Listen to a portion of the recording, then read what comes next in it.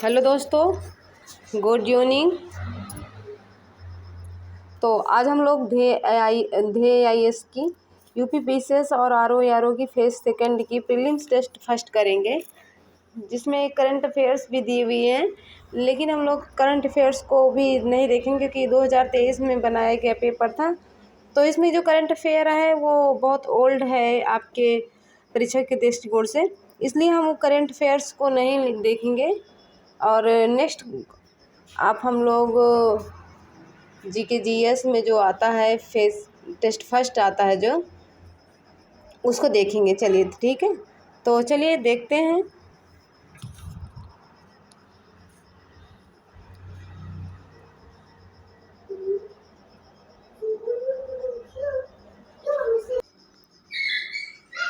चलिए देखते हैं question number first. Question number first है, भारत के महान्यायवादी के संदर्भ में निम्नलिखित कथनों में से कौन सा क्वेश्चन सही नहीं है। इसमें से जो ऑप्शन दिए हुए हैं, पहला दिया है महान्यायवादी को संसद के दोनों सदनों में बोलने का अधिकार है, किंतु संयुक्त बैठक में भाग लेने का अधिकार नहीं है। नेक्स्ट है, वह राष्ट्रपति के प्रसाद पर्यंत कार्य करता है। तो इसमें जो राइट आंसर होगा वो होगा फर्स्ट, केवल फर्स्ट। इसमें से जो राइट आंसर केवल फर्स्ट, क्योंकि इसमें जो है सॉरी तो बहुत बड़ा हो गया। इसमें जो राइट आंसर वो होगा ओनली वन। महान्यायवादी को संसद के दोनों सदनों में बोलने का अधिकार तो है, किंतु संयुक्त बैठक में भाग लेने का अधिकार नहीं है। चलिए नेक्स्ट क्वेश्चन देखते हैं। जब उपराष्ट्रपति कार्यवाहक राष्ट्रपति के रूप में कार्य करता है तो राज्यसभा के सभापति का दायित्व तो कौन निभाता है। तो इसका जो ऑप्शन है, ऑप्शन दिए हुए हैं, उपराष्ट्रपति स्वयं करता है, या तो फिर राज्यसभा का उपसभापति करता है, या फिर लोकसभा का अध्यक्ष करता है, या फिर राज्यसभा का महासचिव करता है। तो इसमें जो राइट आंसर होगा कि जब राष्ट्रपति कार्यवाहक राष्ट्रपति के रूप में कार्य करता है तो वह राज्यसभा के सभापति का दायित्व निभाता कौन है। तो इसका जो राइट आंसर होगा वो होगा राज्यसभा का उपसभापति। ठीक है, चलिए नेक्स्ट क्वेश्चन देखते हैं। ग्राम सभा के संबंध में निम्नलिखित कथनों में से कौन सा एक सही नहीं है। इसमें नहीं है, जो सही नहीं है वही आपका राइट आंसर होगा। तो ऑप्शन देखते हैं। ग्राम सभा को 73वें संविधान संशोधन अधिनियम के तहत संवैधानिक दर्जा प्राप्त है। नेक्स्ट दिया हुआ है, प्रत्येक ग्राम सभा में केवल एक गांव शामिल होता है। नेक्स्ट है, यह पंचायत क्षेत्र में पंजीकृत मान्यताओं की एक ग्राम स्तरीय सभा होती है। और सभी कथन सही हैं, तो इसमें जो सही है वही आपको लिखना है। तो इसका जो राइट आंसर होगा वो होगा थर्ड नंबर का होगा बी, प्रत्येक ग्राम सभा में केवल एक गांव शामिल होता है। तो यही जो है सही नहीं होता, क्योंकि एक ग्राम सभा में कई गांव को मिलाकर एक ग्राम सभा बनाई जाती है ना। तो इसलिए यही आपका रॉन्ग होगा और यही राइट आंसर भी होगा।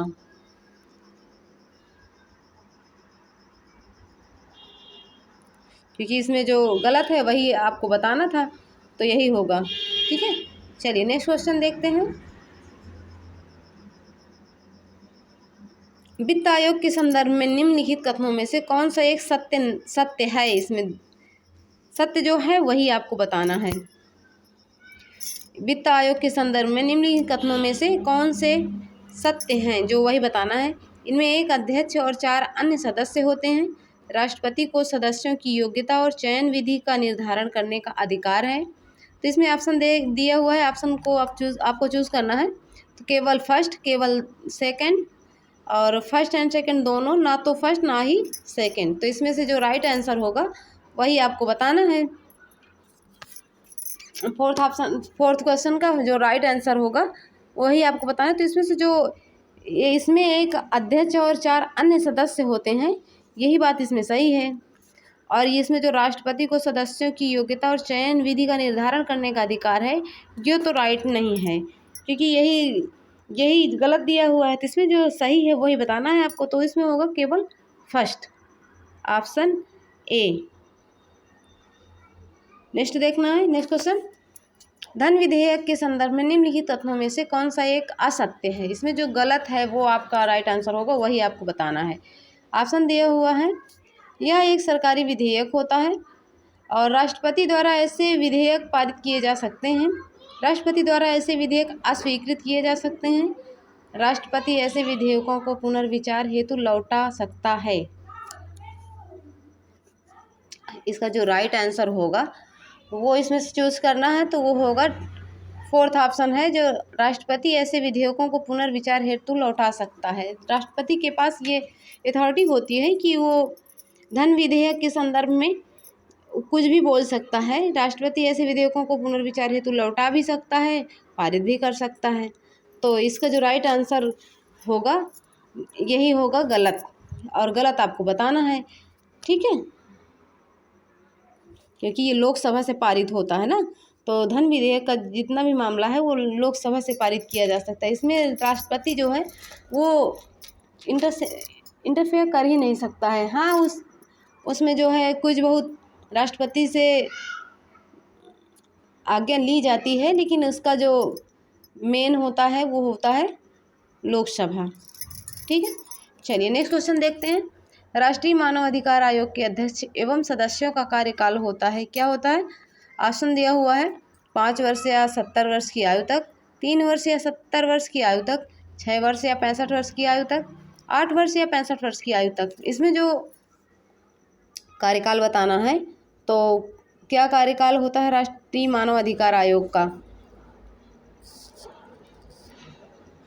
इसका जो राइट आंसर होगा 3 वर्ष या 70 वर्ष की आयु तक, तो यही इसका राइट आंसर होगा, बी ऑप्शन जो है यही इसका राइट आंसर होगा। नेक्स्ट क्वेश्चन देखते हैं। निवारक निरोध के संदर्भ में निम्नलिखित कथनों में से कौन सा एक सही है। सही इसमें बताना है। इसमें केवल शक के आधार पर किसी व्यक्ति को निरुद्ध किया जा सकता है। ऐसी गिरफ्तारी के बाद विरुद्ध व्यक्ति को दैहिक स्वतंत्रता का अधिकार होता है।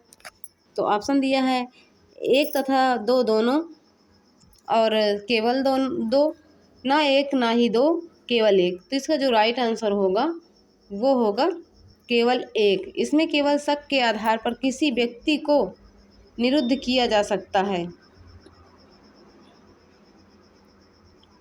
ठीक है। तो 7 का होगा वो होगा केवल 1, ऑप्शन डी।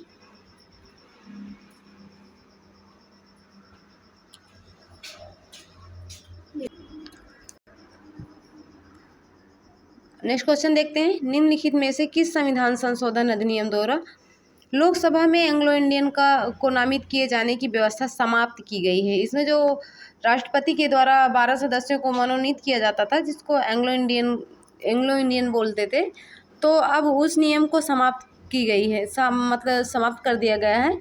तो वो किस संविधान संशोधन के अधिनियम के द्वारा समाप्त किया गया है वो आपको बताना है।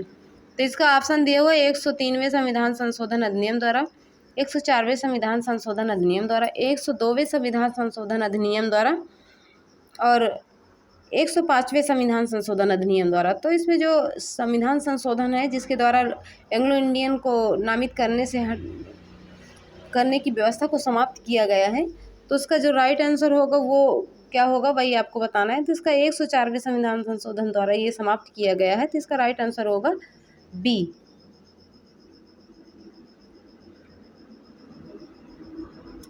चलिए नेक्स्ट क्वेश्चन देखते हैं। जब लोकसभा अध्यक्ष को हटाने का संकल्प विचाराधीन हो तब वह पीठासीन होगा, उसे मत देने का अधिकार होगा, वह पीठासीन नहीं होगा। बी तथा सी दोनों। तो इसमें जो ऑप्शन है लोकसभा अध्यक्ष को हटाने का संकल्प विचाराधीन है, तब क्या होगा, उसका जो राइट आंसर है वो आपको देखना है। इसका राइट आंसर क्या होगा, बी एंड सी दोनों होगा इसका। तो बी में क्या है, उसे मत देने का अधिकार होगा, और सी है वह पीठासीन नहीं होगा। तो इसका जो राइट आंसर होगा वो होगा डी, बी सी दोनों। चलिए नेक्स्ट क्वेश्चन देखते हैं।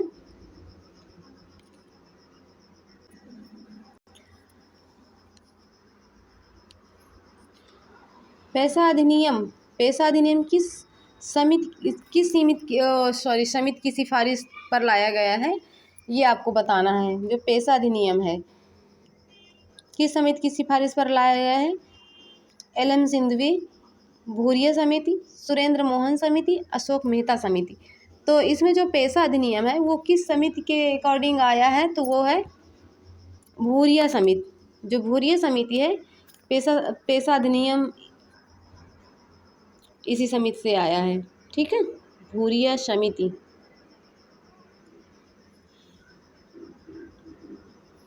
नेक्स्ट क्वेश्चन देखते हैं।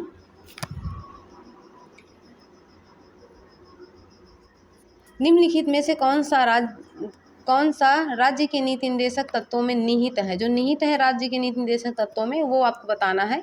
लोक नियोजन के विषयों के अवसर की समानता, प्राण एवं दैहिक स्वतंत्रता का संरक्षण, धार्मिक कार्यों के प्रबंधन की स्वतंत्रता, पुरुष और स्त्री दोनों को समान कार्य के लिए समान वेतन संबंधी प्रावधान। तो इसमें जो ऑप्शन दिए हुए हैं उसमें से जो राइट आंसर होगा वो आपको बताना है। तो राइट आंसर इसका जो होगा, पुरुष और स्त्री दोनों को समान कार्य के लिए समान वेतन संबंधी प्रावधान जो है वह नीति निर्देशक तत्वों में निहित है, ठीक है। तो इसका जो आंसर होगा वो होगा ऑप्शन डी।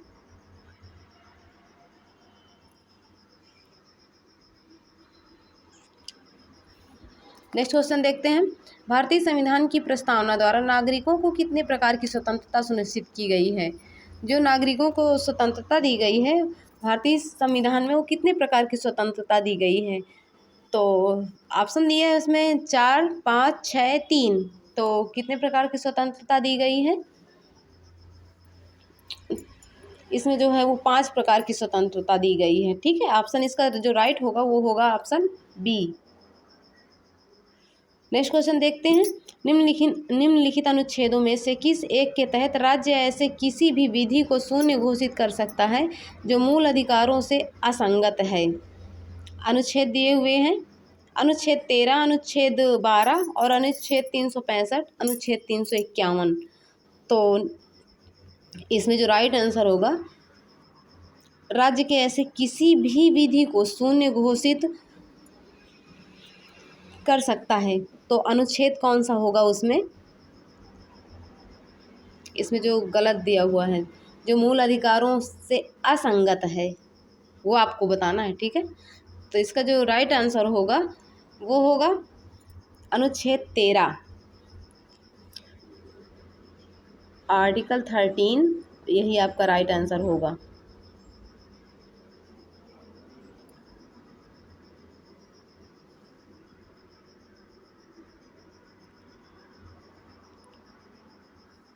ये ऑप्शन भी गलत लग जाता है इधर उधर। चलिए, इसका जो राइट आंसर होगा वो होगा ऑप्शन फर्स्ट।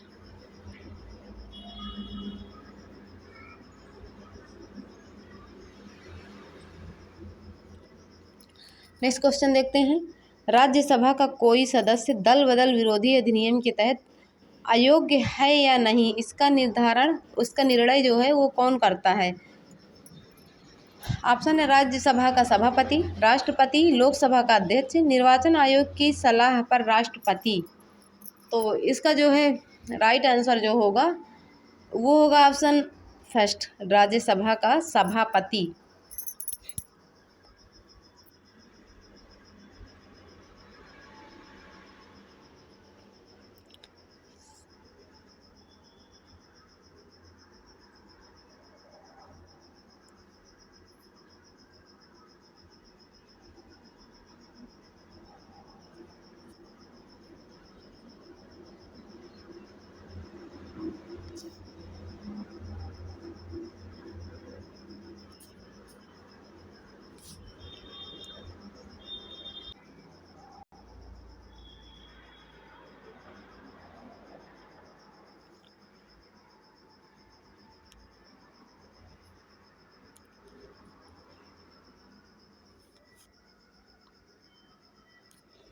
इसका ऑप्शन होगा राज्यसभा सभापति।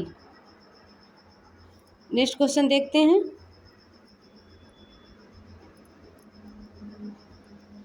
नेक्स्ट क्वेश्चन है 91वें संविधान संशोधन द्वारा राज्य मंत्रिपरिषद में मंत्रियों की अधिकतम संख्या मुख्यमंत्री सहित विधानसभा की कुल सदस्य संख्या का कितने परसेंट होता है वो आपको बताना है। 12% नियत किया गया है, 16% नियत किया गया है, 15% नियत किया गया है, 20% नियत किया गया है। तो इसका जो राइट आंसर होगा वो होगा 15%, ऑप्शन सी 15% नियत किया गया है। ठीक है, नेक्स्ट क्वेश्चन देखते हैं।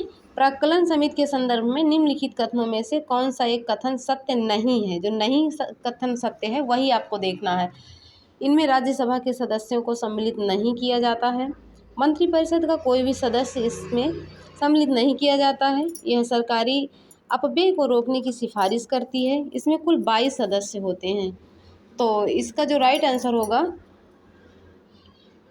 कि प्राक्कलन समिति है, इसमें जो कथन सही नहीं है वही आपको इसमें देखना है। तो इसमें जो ऑप्शन फर्स्ट दिया हुआ है, इसमें राज्यसभा के सदस्यों को सम्मिलित नहीं किया जाता, ये भी सही है। मंत्रिपरिषद का कोई भी सदस्य इसमें सम्मिलित नहीं किया जाता, ये भी सही है।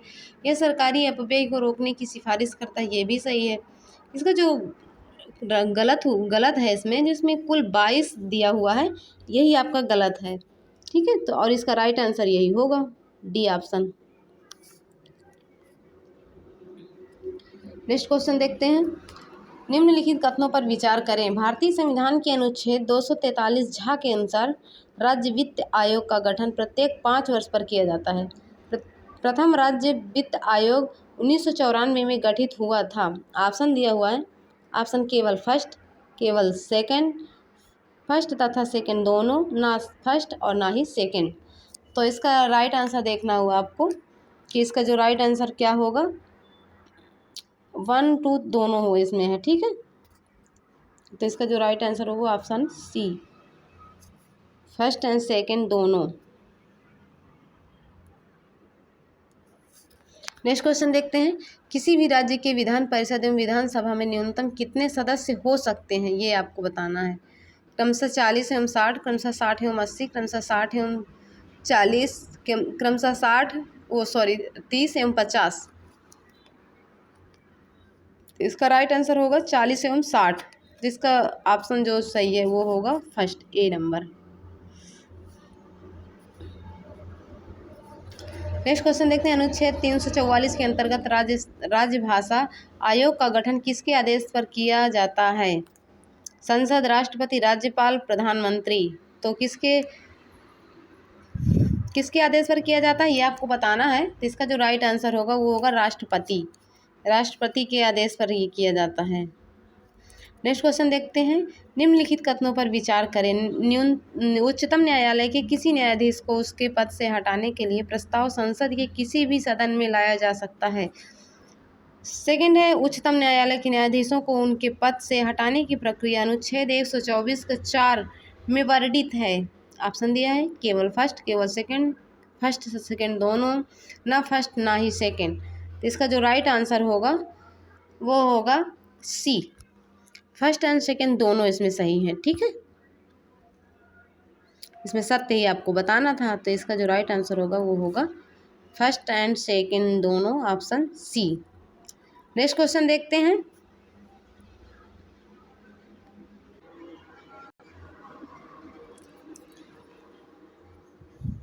सूची फर्स्ट को सूची सेकंड से सम्मिलित करें तथा नीचे दिए गए कूट की सहायता से सही उत्तर चुनिए।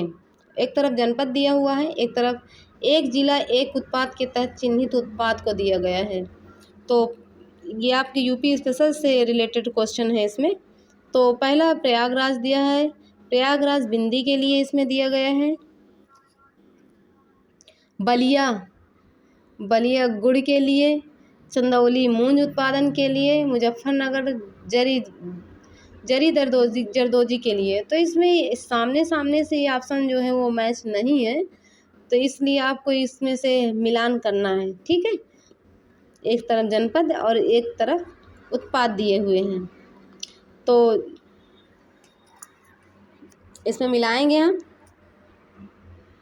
प्रयागराज है वो मूंज उत्पादन के लिए दिया हुआ है। ठीक है,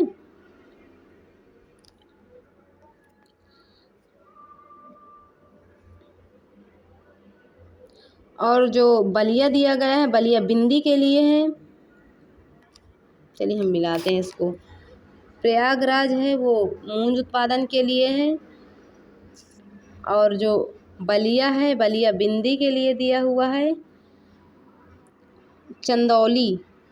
चंदौली है तो चंदौली जरी जरदोजी के लिए है। मुजफ्फरनगर गुड़ के लिए है। तो इसमें बहुत भद्दा हो जाता है, समझ में कम आता है। एक्चुअली हम लोगों का ये जो पेन थोड़ी मोटा है, तो इसलिए इसी में भद्दा हो जाता है। तो आप देख लीजिए इसमें से ऑप्शन देख लीजिए। तो इसका जो ऑप्शन है वो ऑप्शन बी है जो सही है, तो आप लोग मिला लीजिएगा। तो चलिए नेक्स्ट क्वेश्चन देखते हैं।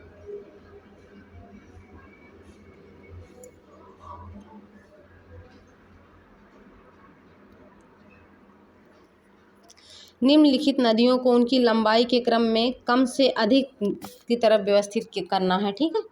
कावेरी, ताप्ती और नर्मदा, महानदी। जिसकी लंबाई सबसे पहले है उसे देखना है, फिर इसके बाद जिससे थोड़ी कम जो है उसे देखना है। इस हिसाब से हमें क्रम में व्यवस्थित करना है। तो पहले पे ताप्ती है वो भी बड़ी नदी है। सबसे पहले ताप्ती बड़ी है लंबाई में, फिर है कावेरी, फिर है महानदी और फिर नर्मदा। तो इसका जो राइट आंसर होगा वो होगा ऑप्शन सी।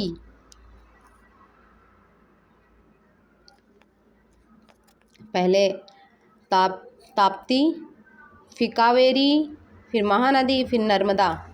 चलिए नेक्स्ट क्वेश्चन देखते हैं।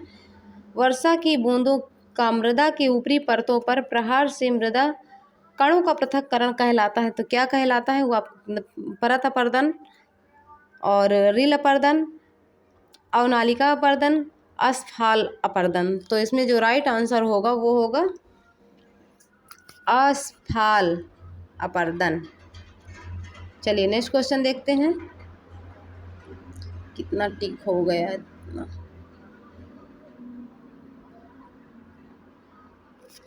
नेक्स्ट क्वेश्चन देखते हैं।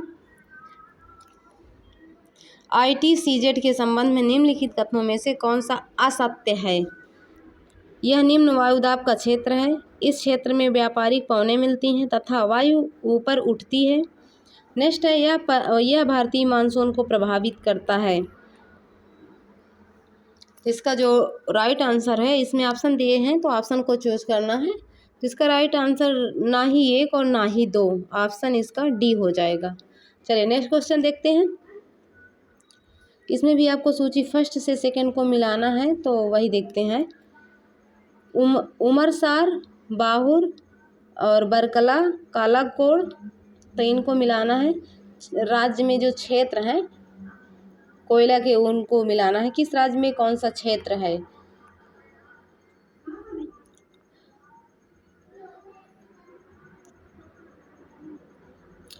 उमरसार के लिए गुजरात, उमरसार जो है वो गुजरात का क्षेत्र है। और जो बाहुर है, बाहुर ये पांडिचेरी का क्षेत्र है। और बरकला केरल का है ये। और कालाकोट वो जम्मू कश्मीर का है।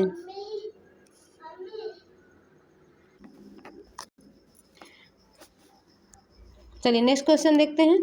गुलाबी कीट किस एक फसल से संबंधित कीट है। जो गुलाबी कीट है वो किस एक फसल से संबंधित कीट है वो आपको बताना है। ऑप्शन दिए हैं कपास, धान, मूंगफली, मक्का। तो इसमें से जो गुलाबी कीट है वो किससे रिलेटेड है, वो है कपास से। कपास से गुलाबी कीट रिलेटेड है। तो चलिए नेक्स्ट क्वेश्चन देखते हैं। निम्नलिखित में से कौन सा एक कृषि के ब्लू बॉक्स सब्सिडी के अंतर्गत शामिल नहीं किया जाता है। बिजली, सिंचाई, उर्वरक, पौध संरक्षण। वो ब्लू बॉक्स सब्सिडी के अंतर्गत शामिल नहीं किया जाता है। क्या है वो। ऑप्शन है बिजली, उर्वरक, सिंचाई, पौध संरक्षण। इसका जो राइट आंसर होगा वो होगा पौध संरक्षण। चलिए नेक्स्ट क्वेश्चन देखते हैं। पूर्वांचल एक्सप्रेसवे में कौन सा एक जिला लाभान्वित नहीं होता? आजमगढ़, जौनपुर, अमेठी, अयोध्या। तो इसमें कौन सा जिला लाभान्वित नहीं होता पूर्वांचल एक्सप्रेसवे से, वो आपको बताना है, तो वो होगा जौनपुर। नेक्स्ट क्वेश्चन देखते हैं। उत्तर प्रदेश का निम्नलिखित में से कौन सा जिला पड़ोसी देश नेपाल के साथ सीमा साझा नहीं करता है? पीलीभीत, गोरखपुर, महाराजगंज, बहराइच। उसका जो राइट आंसर होगा वो होगा गोरखपुर। गोरखपुर जो है वो नेपाल से सीमा साझा नहीं करता है। नेक्स्ट क्वेश्चन देखते हैं। जनगणना 2011 के अनुसार उत्तर प्रदेश में सर्वाधिक महिला साक्षरता वाला जिला गौतम बुद्ध नगर, गाजियाबाद, कानपुर नगर, औरैया। तो इसमें से जो कानपुर नगर है वो महिला साक्षरता दर में सबसे फर्स्ट नंबर पे आता है। तो इसका जो राइट आंसर होगा वो होगा